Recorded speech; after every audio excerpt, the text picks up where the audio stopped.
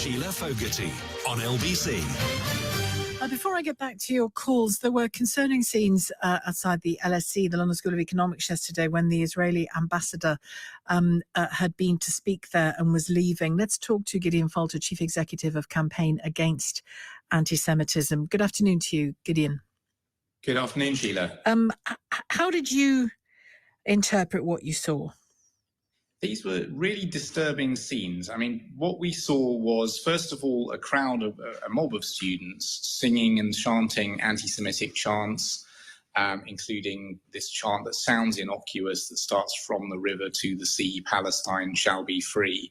And when you interpret it, if you look at where the river is and where the sea is, you realize what they're calling for is the complete annihilation of the world's only Jewish state.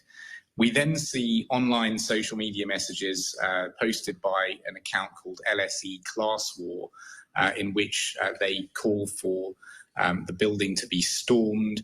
They say that anybody who smashes the ambassador's car windows gets pints, let's effing frighten her.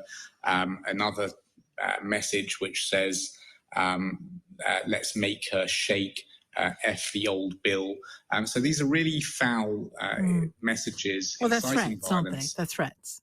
I mean, you know, they're threats. And what we then saw was at the end of the event, the students were able to leave safely, but the ambassador herself left under the protection of the police, under the protection of her security, but in a manner which I don't think any university should be proud of. Universities are places where we're supposed to debate things rigorously. We're supposed to debate things in an intelligent manner, not where people who you want to debate end up being hounded out of a place in a very intimidatory and threatening manner, with police having to hold people back.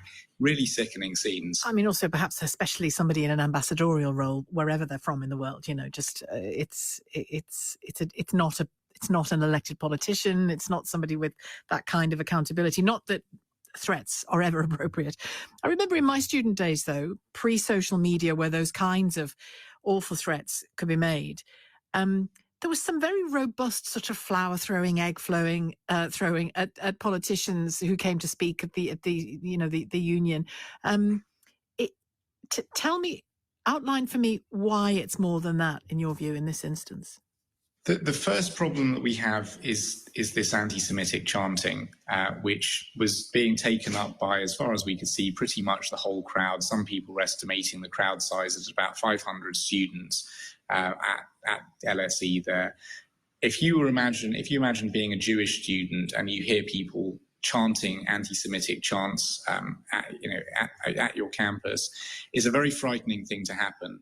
And of course, the LSE has adopted, as have most universities, the international definition of anti-Semitism, which quite clearly says that this is anti-Semitic. And so these are disciplinary matters for the students. You then have these messages on social media which go way beyond any kind of acceptable discourse. They're very clear incitement to violence and complicity in criminal damage.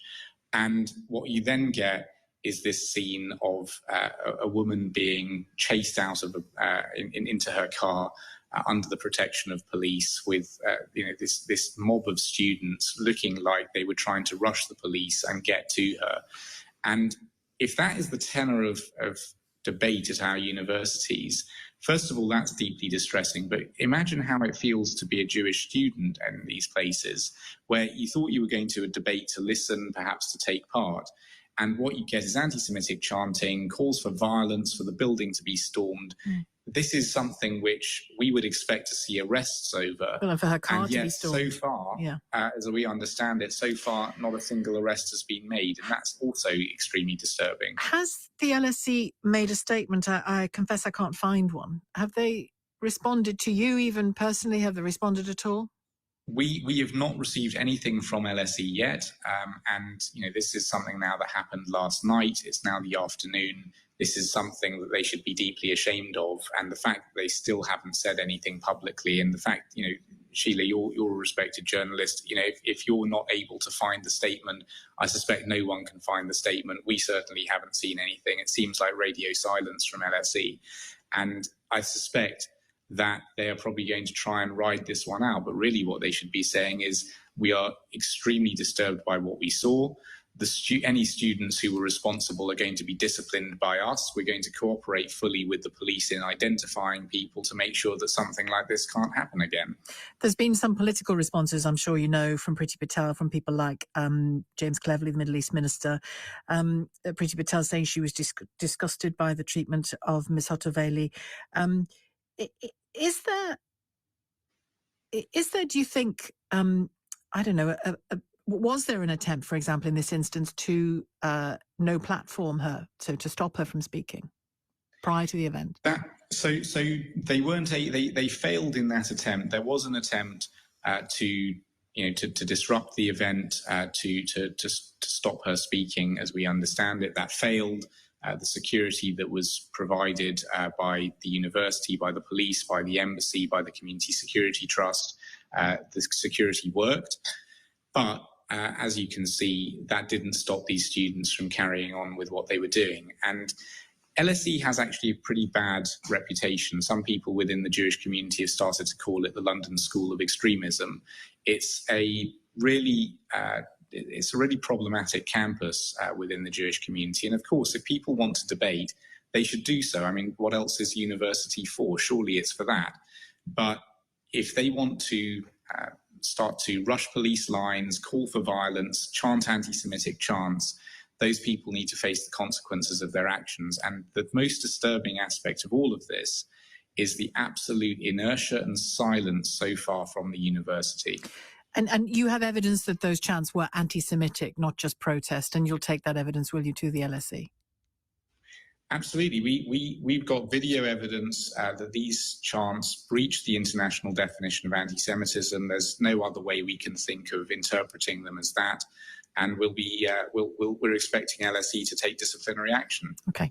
Good to talk to you. Thank you, Gideon Falter, Chief Executive of the Campaign Against Anti-Semitism.